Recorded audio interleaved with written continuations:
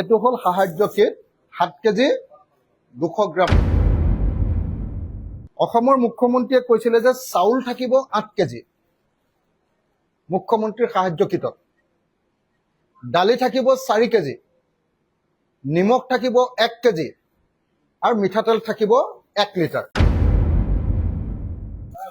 মইতো জীৱনত কেতিয়াও বালক মিঠাতেল বুলি মিঠাতেলৰ নাম শুনা নাই কেতিয়াও। প্ৰথম কথা যে মানুহ বিপদত পৰিলে বুলিয়ে মানুহৰ অসহায় অৱস্থাটোৰ সুযোগ যদি প্ৰশাসন আৰু চৰকাৰে ল'ব খোজে সেটো কেতিয়াও মানৱীয়তা বুলি নকয়। বালক মিঠাতেল মই কেতিয়াও শুনাও নাছিলো, জনাও নাছিলো। বিপদত পৰা মানুহক এনেকুৱা ধৰণৰ বস্তু খুওৱাৰ কাৰণে, এনেকুৱা ধৰণৰ কোনেও নজনা, মই শুনামতে এইটো লখিমপুৰৰ পিনে এনেকুৱা ধৰণৰ কোনোবা এটা, মানে মই পিছৰখিনি নকওঁ আৰু নিজে তদন্ত কৰি ল'ব। এইটো দালি হ'ল 1 কেজি, 1 কেজি দালি দিছে 4 কেজিৰ ঠাইত। মই জানিব খোজো যে এই কামটো মুখ্যমন্ত্ৰীয়ে কৰিছে নে আমাৰ শিৱসাগৰৰ ডিচিয়ে কৰিছে। এইটো সঁচা কথা ক'বলৈ গ'লে অসমীয়া মানুহক বিপদৰ সময়ত চৰকাৰে কৰা এটা অপমান। ৰিলিফৰ নামত সদায় কেলেংকাৰী হোৱা বুলি শুনো। এটা আমাৰ মুখ্যমন্ত্ৰীয়ে কমাই দি দিলে, 8 কেজিটো 5 কেজি কৰি দিলে, নে কোনোবা ডিচি বা কোনোবা মন্ত্ৰীয়ে খাই দিলে। মই প্ৰথম আপোনালোকক এটা বস্তু দেখুৱাব খুজিছো যে আমাৰ যিটো ৰিলিফ চলি আছে চৰকাৰৰ, অসমৰ মুখ্যমন্ত্ৰীয়ে বাৰম্বাৰ কৈ আছে যে মুখ্যমন্ত্ৰীৰ যিটো সাহায্যৰ কিট আহিছে, মোৰ লগত ডিচি অফিচৰ পৰা অনা সাহায্যৰ কিট, মুখ্যমন্ত্ৰীৰ সাহায্য কিটটো মই আপোনালোকক দেখুৱাব খুজিছো। সাহায্য কিটটো এইটো হ'ল সাহায্য কিট 7 কেজি 200 গ্ৰাম আছে, 7 কেজি 200 গ্ৰাম। এইটো সাহায্য কিটটো আছে 7 কেজি 200 গ্ৰাম। অসমৰ মুখ্যমন্ত্ৰীয়ে কৈছিলে যে চাউল থাকিব 8 কেজি মুখ্যমন্ত্ৰীৰ সাহায্য কিটত, দালি থাকিব 4 কেজি, নিমখ থাকিব 1 কেজি আৰু মিঠাতেল থাকিব 1 লিটাৰ। এতিয়া কিমান আছে এইটো? ক'ত লিখা আছে? হাফ লিটাৰ বুলি ক'ত লিখা আছে? এইটো আপোনালোকক মিঠাতেলটো দেখুৱাইছো।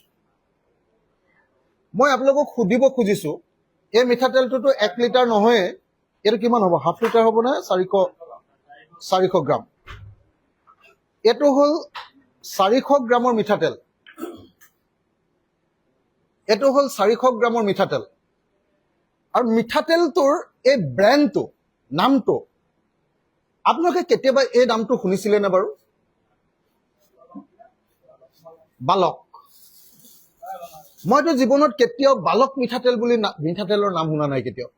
ইঞ্জিন মিঠাতেল শুনিছো, ধাৰা মিঠাতেল শুনিছো, আৰু আমাৰ লোকেল বহুত মিঠাতেলৰ নাম শুনিছো, কিন্তু বালক বুলি মিঠাতেলৰ নাম মই কেতিয়াও শুনা নাছিলো। প্ৰথম কথা যে মানুহ বিপদত পৰিলে বুলিয়ে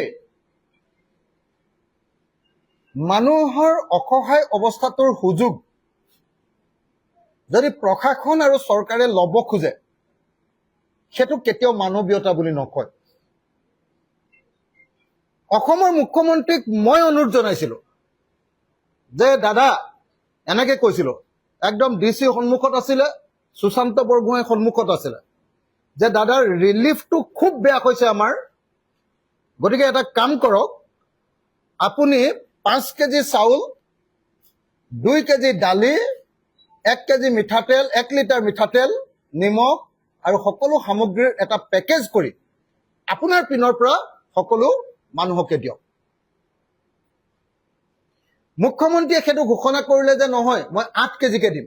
চাউল, 8 কেজিকে চাউল, 4 কেজিকে দালি। এতিয়া আপোনালোকক দেখুৱাইছো আৰু 1 লিটাৰকে মিঠাতেল। এতিয়া মিঠাতেল দিছে 400 গ্ৰাম, আৰু এই 400 গ্ৰাম মিঠাতেলত আপোনাৰ যেটো কোম্পানীৰ নাম দিছে সেইটো হ'ল বালক। বালক মিঠাতেল মই কেতিয়াও শুনাও নাছিলো, জনাও নাছিলো। বিপদত পৰা মানুহক এনেকুৱা ধৰণৰ বস্তু খুওৱাৰ কাৰণে, এনেকুৱা ধৰণৰ কোনেও নজনা, মই শুনামতে এইটো লখিমপুৰৰ পিনে এনেকুৱা ধৰণৰ কোনোবা এটা, মানে মই পিছৰখিনি নকওঁ আৰু নিজে তদন্ত কৰি ল'ব। তো এই কাৰবাৰটো চলিছে এতিয়া, বান সাহায্যৰ নামত এই কাৰবাৰটো চলিছে। তাৰ পাছত তেখেতে কৈছিলে যে 4 কেজি আমি দালি দিছো। এইটো 4 কেজি দালি ইয়াত আছে নেকি বাৰু? এইটো 1 কেজিৰ দালি। এইটো দালি হ'ল 1 কেজিৰ। 1 কেজি দালি দিছে 4 কেজিৰ ঠাইত। মই জানিব খোজো যে এই কামটো মুখ্যমন্ত্ৰীয়ে কৰিছে নে আমাৰ শিৱসাগৰৰ ডিচিয়ে কৰিছে। মই এই কথাটো জানিব খোজো যে এই কামটো কোনোবা মন্ত্ৰীয়ে কৰিছে নে এই কামটো অসমৰ মুখ্যমন্ত্ৰীয়ে কৰিছে নে ডিচিয়ে কৰিছে। 4 কেজি দাইল দিছো বুলি কৈ মুখ্যমন্ত্ৰীৰ পেকেজত 1 কেজি দাইল দিছে। 1 লিটাৰ মিঠাতেল দিছো বুলি কৈ 400 গ্ৰাম মিঠাতেল দিছে, বালক মিঠাতেল। তেতিয়া পৃথিৱীত কেতিয়াও শুনা নাই। এইটো নিমখ, টি শক্তি। আমি নিমখ বহুত বেলেগ বেলেগ কোম্পানীৰ নাম শুনিছো, মই টি শক্তি নিমখটোৰ নামটো ইমানকে শুনা নাই। আপোনালোকে অৱশ্যে শুনিবও পাৰে, মই কিন্তু শুনা নাই। আৰু এইটো চাউল, এইটো 8 কেজি চাউল নহয়, এইটো 5 কেজি চাউল। এটা 5 কেজি চাউল আছে। হা, ঠিক তেনেকে আন এটা পেকেটত আপোনালোকে যদি চাই একেটাই কাহিনী। 1 কেজি দালি, 1 কেজি নিমখ, 400 গ্ৰাম মিঠাতেল। এইটো গকুল, গকুলৰ ওপৰত আকৌ গেইল বুলি লিখি দিছে। মই গকুল মিঠাতেল খোৱা নাই বাৰু। গকুল মিঠাতেলটো আছে বাৰু, এইটো গুজৰাটৰ পৰা আহে বুলি মই শুনো। গকুল মিঠাতেল এইটো সাধাৰণতে মানে হেৰিয়াত নাথাকে, এইটো ডাঙৰ টিঙত, মানে তাৰ পৰা আকৌ আমাৰ গাঁৱৰ দোকানীবিলাকে এনেকে হেৰিয়াত মানে বটলত ভৰাই ভৰাই দিয়ে। সেই গকুল মিঠাতেল দিছে।